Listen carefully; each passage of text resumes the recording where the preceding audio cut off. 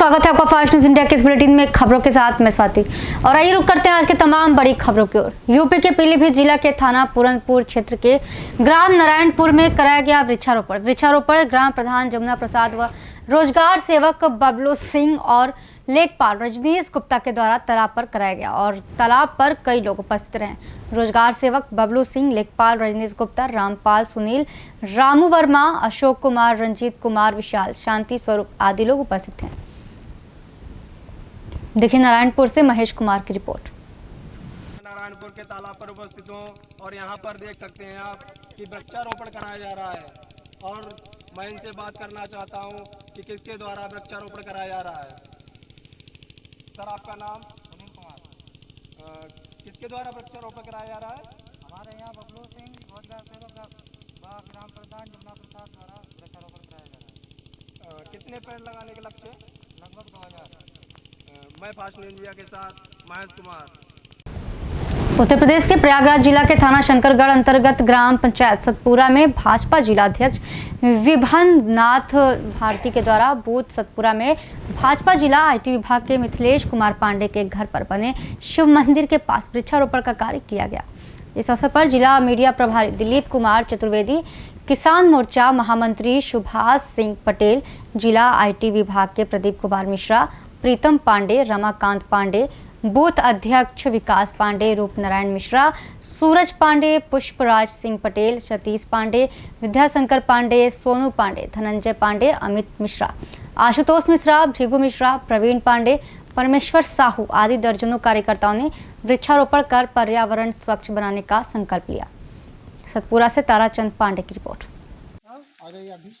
UP के जिला प्रयागराज थाना शंकरगढ़ के अंतर्गत ग्राम पंचायत सतपुरा में आज भाजपा के जिला अध्यक्ष श्री विभावनाथ भारती जी आए और यहाँ पर शिव मंदिर श्री आईटी विभाग के मिथिलेश पांडे जी के घर पर वृक्षारोपण का कार्य किए।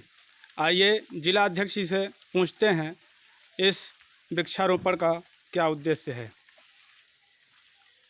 आज हम सब 25 जून से जो है निरंतर वृक्षारोपण फलदार वृक्ष लगा रहे हैं। जैसा कि हमारे देश के यशस्वी प्रधानमंत्री और उत्तर प्रदेश के यशस्वी मुख्यमंत्री योगी आदित्यनाथ जी महाराज जी ने कहा है कि 25,000 करोड़ जो है वृक्ष लगाएंगे। उसी तारतम्य में हम लोग यमुना पार के ज़िले के कार्यकर्ता बंधु निस दिन लगातार लगा रहे हैं और यह विशेष तिथि 6 जुलाई को डॉक्टर श्यामा प्रसाद मुखर्जी जी की जयंती हम सब मनाएंगे। उस दिवस पर प्रत्येक बूथ पर 1528 बूथ पूरे जमुना पार में है। 1528 बूथों पर हमारे कार्यकर्ता बंधु 5 वृक्ष लगाएंगे। वह भाजपा का वृक्ष कहा जाएगा। उसका सेवा भी देख रेख भी हमारे 5 कार्यकर्ता करेंगे। उसको हम लोग आज कई ग्राम सभाओं में जा कर के इस कार्यक्रम को आगे बढ़ा रहे हैं। आज सतपुरा ग्राम पंचायत में आकर के इस शिव मंदिर के पास बेल का वृक्ष, अमरूद का वृक्ष लगा करके यहाँ के मिथिलेश पांडे जी को यह सौंपा गया कि आप इसकी देख रेख करें, जिससे कि आगे वृक्ष बड़ा हो, तो बेलपत्र भी शिव जी को चढ़े। इसी कामना के साथ आप सब जो साथ में भारतीय जनता पार्टी कार्यकर्ता जो लगे हुए हैं इस कार्य में, मैं सबको बधाई देता हूँ, धन्यवाद देता हूँ। इस पुनीत कार्य में लगे रहे, जिससे कि अपना भूमंडल का पर्यावरण भी दूषित न हो, स्वच्छ रहे, सुरक्षित रहे। जो कोरोना का महामारी पूरे देश में चल रहा है, इस सब के लिए जो हमारे प्रधानमंत्री जी, मुख्यमंत्री जी बराबर आगाह कर रहे हैं कि इसका हम सब फेस कवर लगाएं, मास्क लगाएं और अपने डिस्टेंस का पालन करें, 2 गज की दूरी बना करके रखें। और जो 5 उन्होंने अपना मंत्र दिया है, उस मंत्रों का हम सब पालन करेंगे। निश्चित तौर से कोरोना भागेगा, भारत जीतेगा। इसी के साथ मैं अपनी वाणी को विराम देता हूँ। जय हिंद, जय भारत, जय अम्बेडकर। सतपुरा से fast news India Tarachand Pandey की रिपोर्ट। उत्तराखंड के उधम सिंह नगर जिला के बाजपुर शहर में कोरोना महामारी के चलते जहां आम जनमानस परेशान है और डॉक्टर देवदूत बनकर दिन रात सेवा में लगे हुए हैं, वहीं बाजपुर के एक अस्पताल की घिनौनी करतूत सामने आई है। जहां एक व्यक्ति ने कोतवाली बाजपुर के साथ साथ मुख्य चिकित्सा अधिकारी उधम सिंह नगर, पुलिस महानिदेशक देहरादून, वरिष्ठ पुलिस अधीक्षक उधम सिंह नगर से न्याय की गुहार लगाई है कि प्रार्थी अपनी गर्भवती पत्नी रिहाना को बाजपुर में डिलीवरी हेतु चकरपुर रोड संजीवनी अस्पताल ले गया था, जहां पर बच्चे का जन्म हुआ और उसी दिन कुछ समय बाद ही जच्चा की तबीयत और ज़्यादा बिगड़ गई। संजीवनी अस्पताल के डॉक्टर ने जच्चा के पेट में कैंसर या रसोली होना बताया तो उसको काशीपुरा के कृष्णा हॉस्पिटल में रेफर कर दिया गया। तो ये बाजपुर से मोहम्मद शहीद की रिपोर्ट। इसलिए मैं बहुत गरीब बंदा हूँ, किशनपुर मोलागढ़ का रहने वाला हूँ। मेरी घरवाली की 20 तारीख में डिलीवरी हुई थी नर्सिंग होम में, Sanjivani nursing home Bajpur Chakarpur road. इन्होंने जी मेरा घरवाली का जी केस बिगाड़ दिया और बाद में बोलने लगे कि इसे कैंसर है, रसोली है। इन्होंने रेफ़र कर दिया श्री कृष्णा हॉस्पिटल काशीपुर। वहाँ से उन्होंने बताया कि डॉक्टर की गलत दवाई लगने से इसकी नसें अंदर की फट गई हैं। उन्होंने रेफ़र कर दिया जी नीलकंठ हल्द्वानी के लिए। वहाँ भी नहीं लिया। उसके बाद में सुशीला तिवारी एडमिट किया, वहाँ जाकर उसका बड़ा ऑपरेशन हुआ, तब जाकर उसकी जान बची। की बोतल ज़्यादा फास्ट लगने से इसके अंदर की नसें सारी फट गई हैं। तो 500 ml कितना क्लोट उसमें दिखाया, रिपोर्ट है आई है जी उसकी। बस मुझे इंसाफ चाहिए जी। नहीं दिया मुझे, कोई रिपोर्ट ही नहीं दी। बोले हम रिपोर्ट नहीं देते हैं किसी को।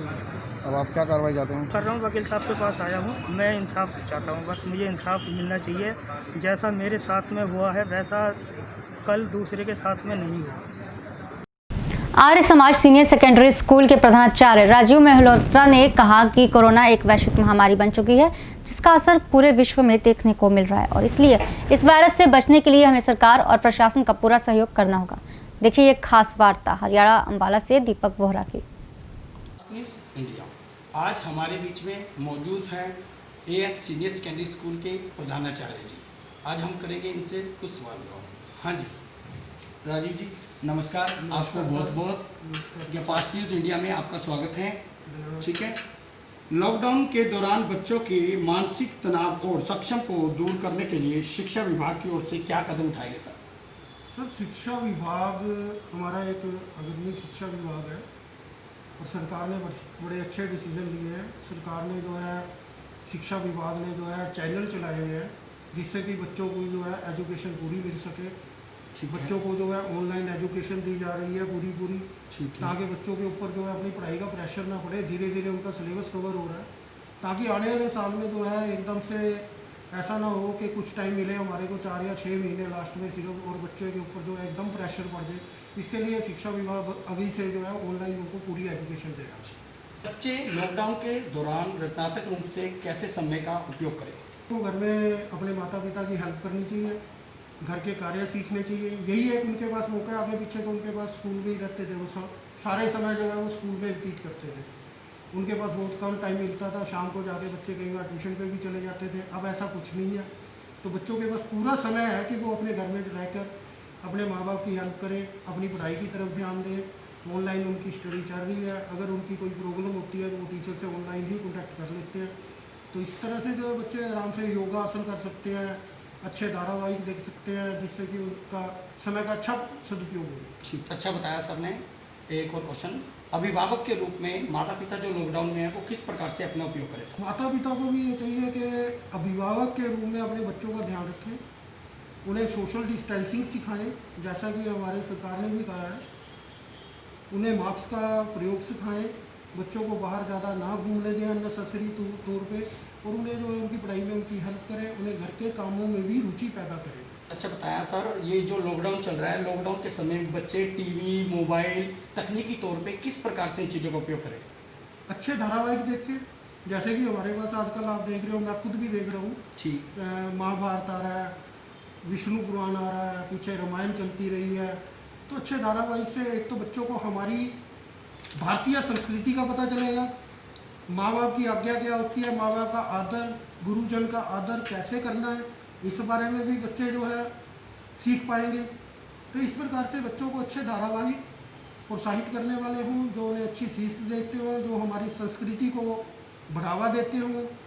इसी तरह से योग गुरु बाबा रामदेव जी का योगासन आते हैं बच्चों के लिए। कल परसों उनका स्पेशल आ रहा था कि स्ट्रेस जो है उनके ऊपर ना पड़े, बच्चों के ऊपर कैसे उनके मानसिक बुद्धि का विकास हो, तो ऐसे से उन्हें सीरियल देख के अपना प्रयोग करना चाहिए। ठीक है सर, लॉकडाउन के समय आप माता पिता व बच्चे व अभिभावकों को क्या संदेश देना चाहेंगे? यही संदेश देना चाहूँगा कि ये मुश्किल दौर है, हमने भारत सरकार, हम सभी भारतीयों का फर्ज बनता है कि वो सरकार के नियमों का पालन करें, अननेसेसरी घर से ना निकले, मास्क का प्रयोग करें, सैनिटाइजर यूज़ करें और सोशल डिस्टेंसिंग का, जैसा कि हमारे माननीय प्रधानमंत्री जी ने भी कहा है कि 2 गज की दूरी सबसे बढ़िया इसका उपाय है। ठीक है, इससे बढ़िया उपाय नहीं मिल सकता, क्योंकि यही आज के समय में दवाई है। जब तक वैक्सीन नहीं बनती, ठीक है, तब तक जो है ये तो बहुत ज़रूरी है। तब तक क्या है, हमेशा लाइफ के लिए हमारे पुरानी संस्कृति में भी यही था कि दूर से नमस्कार जी, ठीक है, कभी हाथ नहीं मिलाया जाता था। जब भी बुजुर्ग लोग गाँव से आते थे तो उस समय क्या किया जाता था कि पाँव वो जो जुत्ती बाहर निकाल के, चप्पलें बाहर निकाल के हाथ पैर धो के जाया करते थे। तो उसी संस्कृति को अपनाना चाहिए, और जितनी ज़्यादा ये संस्कृति अपनाई जाएगी, मास्क का प्रयोग होगा। जैसे मेरे बोलते हुए नाक के नीचे आ गया मास्क, आप देख रहे हो, तो ये नीचे नहीं आना चाहिए। ठीक है, टाइट लगा के रखेंगे, नाक के ऊपर जो है आना चाहिए, क्योंकि नाक या मुंह से ही इस बीमारी के फैलने के लक्षण है। ठीक है, अच्छा बताया। आज हमारे बीच में रहे राजीव मल्होत्रा जी, जो कि आर्य समाज स्कूल के प्रिंसिपल हैं, और इन्होंने लोगों को सुझाव दिया कि मास्क व सैनिटाइज का उपयोग ज़्यादा से ज़्यादा करें, और जिस प्रकार मोदी जी ने बताया कि 2 गज की दूरी बना करके रखें, उस प्रकार के, चाहे आप समाज में चल रहे हैं या घर में बैठे हैं, इस करके आप 2 गज की दूरी अवश्य बनाए रखें। धन्यवाद राजीव जी, आपका धन्यवाद आपका, आपके चैनल का, और भारत माता की जय। अंबाला शहर स्थित कोर्ट रोड बीईओ ऑफिस के बाहर हटाए गए पीटीआई अध्यापकों ने 20वें दिन भी अनशन को जारी रखा। पत्रकार दीपक बोहरा के द्वारा इस अनशन में मौजूद पीटीआई अध्यापिका ने बताया कि सभी पीटीआई अध्यापकों को 2010 में एसएसएस बोर्ड हरियाणा सरकार द्वारा भर्ती किया गया था, और उन सभी अध्यापकों को सुप्रीम कोर्ट ने भर्ती प्रक्रिया में धांधली के चलते नौकरी से हटा दिया, जिससे पीटीआई अध्यापक बेहद परेशान हैं। खेल मंत्री संदीप सिंह व हरियाणा सरकार को चेतावनी भी दी, अगर जल्द इन 1983 पीटीआई को बहाल नहीं किया गया तो हम इस आंदोलन को तब तक जारी रखेंगे जब तक हमें न्याय नहीं मिलता। देखिए अंबाला से दीपक बोहरा की रिपोर्ट। इंडिया की टीम आज पहुंची है अंबाला शहर, जो कि पीटीआई की भर्तियों को लेकर के हो रहा है। यहाँ पे क्या रहा है आपका आंदोलन चल रहा है, जबकि सरकार ने ये भर्तियाँ 2006 में खोली थी और 2010 में सबको नियुक्त किया गया था अपने अपने पीटीआई में भर्ती में। लेकिन अब ये भर्ती होने के बाद अब लॉकडाउन चल रहा है। लॉकडाउन में सरकार ने क्या किया है कि इस लॉकडाउन में इन सबको बर्खास्त कर दिया गया है नौकरियों से। हाँ जी, आप बताएंगे सरकार से आप क्या गुजारिश करेंगे? हाँ जी, मैं पीटीआई इंद्रू देवी, और 2006 में हमारी पीटीआई की भर्ती निकली थी 1983 पदों के लिए, और सबने फार्म भरे थे। कुछ 20,836 लोगों ने फार्म भरे थे, जिसमें से हम जो धरने पर बैठे हैं 1983 पीटीआई की, इसमें सिलेक्शन हुई थी। 2008 में हमारा पेपर रखा था, हम सब ने पेपर दिया था, लेकिन वो कैंसिल हो गया था किन्हीं कारणों से, पेपर लीक होने की वजह से। फिर हमारा इंटरव्यू रखा 2009 में, और हमने सबने इंटरव्यू दिया। 1 साल बाद लिस्ट लगी, और जिसमें 11 अप्रैल 2010 में हम सब साथियों ने मतलब लिस्ट आई हमारी, और हमने मई महीने में सबने ज्वाइन किया। तो अभी हमारा कुछ लोगों ने उसमें वो लगाया था, आरटीआई लगा के कुछ जानकारी दी थी, और बोला कि भाई इनको पीटीआई जो 1983 है इनमें कुछ गलत लोग पढ़ गए, जबकि हमारे 6 बार हमारे डॉक्यूमेंट चेक हो चुके हैं, 6 बार डॉक्यूमेंट हो चुके हैं, हाई कोर्ट से लेकर सुप्रीम कोर्ट तक। कहीं भी एक भी पीटीआई उसके अंदर गलत भर्ती नहीं हुई, ठीक है ना। अभी भी वैकेंसी निकाली, पेपर तो हम देंगे नहीं किसी कीमत पे, लेकिन हमने अभी भी फार्म भरे हैं। वो क्यों भरे हैं, उसका कारण ये रहा है कि जो सरकार कहती है ना कि हम गलत भर्ती हुए हैं, मतलब अयोग्य है, अयोग्य शब्द हमारे लिए जो यूज कर रही है, बरत रही है सरकार। हम ये दिखाना चाहते हैं कि आप हमारे जो डॉक्यूमेंट के साथ हमने अप्लाई किया है, आप हमारे पेपर डॉक्यूमेंट चेक कीजिए। अगर हम अयोग्य हैं, एक भी पीटीआई अगर अयोग्य है, सरकार ने सिर्फ पीटीआई को निकाला, बाकी जो लेक्चरर जो टीचर्स है, क्या 2006 में और कोई भर्ती नहीं हुई थी, सिर्फ वो सारी भर्ती? देखिए ये तो राजनीति है। हमारा केस सुप्रीम कोर्ट तक चला गया था। सुप्रीम कोर्ट ने सरकार से वैकेंसी मांगी, जबकि अम्बाड़ा में ही 100-150 पीटीआई की वैकेंसी खाली पड़ी है। ठीक है ना, इन्होंने बोला कि हमारे पास वैकेंसीज नहीं है। ऑल ओवर हरियाणा में तो 10-12 हज़ार पीटीआई की वैकेंसी खाली पड़ी है। अगर ये वैकेंसी दिखा देते तो हमारा ये फैसला नहीं था। माननीय सुप्रीम कोर्ट की भी ऐसी कोई मंशा नहीं थी और किसी भी पेज पे ये नहीं लिखा कि भाई इनको निकाला जाए। पेज नंबर 75 है, उसके ऊपर सही हमारा फैसला अगर पढ़ोगे उसमें साफ साफ शब्दों में लिखा हुआ है कि भाई लॉकडाउन के 5 महीने बाद मतलब भर्ती प्रक्रिया चालू की जाए, और कहीं भी ये नहीं लिखा हुआ कि इन लोगों को बर्खास्त किया जाए या रिलीव किया जाए। लेकिन राजनीतिक द्वेष के कारण, क्योंकि हम हुड्डा सरकार में भर्ती हुए हैं, राजनीतिक द्वेष के कारण इन्होंने आनन फानन में हमें दोपहर, जबकि 1 महीने का अल्टीमेटम होता है कम से कम, आनन फानन में दोपहर बाद कि हम कहीं जा भी ना सके, किसी कोर्ट में किसी वकील से ना मिल सके, अचानक से रात के 9 बजे तक डीओ बीओ प्रिंसिपल हेड उनकी ऐसी भगदड़ मचा दी कि 10:30 बजे तक ऑफिस खुले रखे, जैसे कि भाई कोई पाकिस्तान से तालिबानी या कोई आतंकवादी आके घुस गए, लुटेरे हो गए, जैसे हम रात रात पता नहीं क्या लूट लेंगे। और हमें हमारे व्हाट्सएप के ऊपर या हमारे मेल के ऊपर इन्होंने रिलीविंग लेटर हमारे डाल दिए और एक तारीख से हमें बर्खास्त कर दिया। 1 महीने का भी हमें टाइम नहीं दिया कुछ भी सोचने समझने का। सिर्फ हम और सिर्फ राजनीतिक द्वेष के कारण हमारे साथ इस तरीके का व्यवहार किया गया। और हम तो कहते हैं कि सरकार की हम इतनी घोर निंदा करते हैं कि ऐसी सरकार जो कहते हैं कि हम रोजगार देंगे, प्रधानमंत्री जी कहते हैं कि कोई भूखा ना रहे, रोजगार दो, काम वाली को भी ना हटाओ, सीढ़ी को भी ना हटाओ, और जबकि आप लोगों को सरकार जबकि सरकार ने 10 साल से लगातार सेवाएं करते हुए जो कर्मचारी थे उनको दूध में से मक्खी की तरह हमें निकाल कर फेंक दिया। आप ये देखो, जब एक सरकारी कर्मचारी सुरक्षित नहीं है तो मैं मान ले, मेरे मान लो काम वाली थी, मैं काम वाली को कहाँ से तनख्वाह दूंगी जब मेरे पास ही रोजगार नहीं है। ठीक है ना। कितने दिन से चला रहे हैं आप ये आंदोलन? ये हमारा आज 19वां दिन है और अनिश्चितकालीन है। जब तक सरकार को निर्णय नहीं देती तब तक आप ये आंदोलन हम जारी ये आंदोलन जारी रखेंगे, चाहे हमारे यहाँ प्राण निकल जाए। हमने अपने खून का आखिरी कतरा भी आंदोलन के अंदर लगाना है।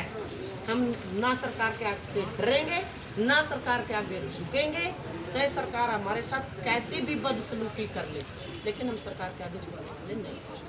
देखिए किस प्रकार आपको बताया गया कि यहाँ पर जो पीटीआई टीचर्स है, देखो बड़ी मेहनत करके एक टीचर की नौकरी पाना होता है। सरकार के मुहिम के मुताबिक सरकार जो है एग्ज़ाम ले करके ट्रेनिंग दे करके अपनी जो पीटीआई की भर्ती होती है। अब ये भर्ती होने के 10 साल के बाद जो बीजेपी सरकार है, ये लॉकडाउन कोरोना महामारी के चलते इन लोगों को एकदम से बर्खास्त कर दिया गया है। अब ये सरकार से गुजारिश कर रही है कि दोबारा से इनको लगाया जाए, नहीं तो ये अनशन करते रहेंगे अपने मरते दम तक। यहाँ पे ये आंदोलन जारी रहता रहेगा। अम्बाला शहर से दीपक वोरा के। तो थे अभी के समाचार। आगे कुछ खास खबरों के लिए बने रहिए फास्ट न्यूज़ इंडिया के साथ। धन्यवाद।